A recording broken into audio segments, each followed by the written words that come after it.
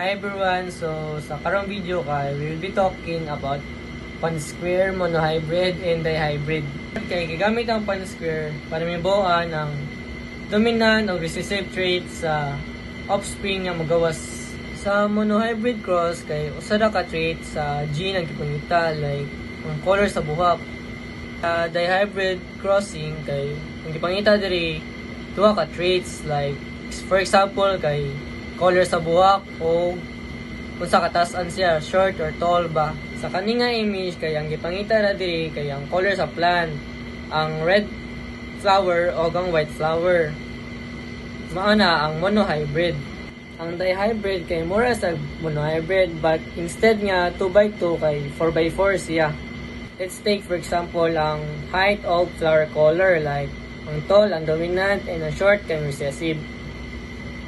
And the other one is that the purple flower will be dominant and the white flower will be recessive.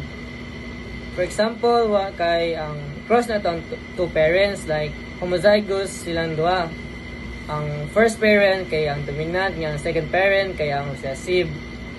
So, to do this, kay ibutan sila sa Punnett square kay kailangan sila i-foil method like first, outer, inner, last.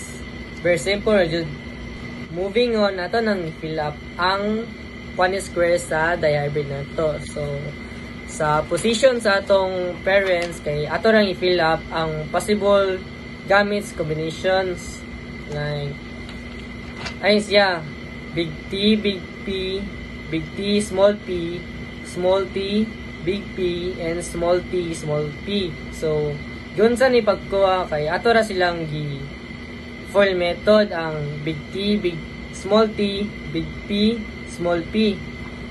Like first, outer, inner, last. So, sa ato makita diri kay natay 9 ka tall purple flower, 3 ka tall white flower, 3 sad ka short purple flower o usa ka short o white flower. So that brings us the ratio of 9 to 3 to 3 to 1.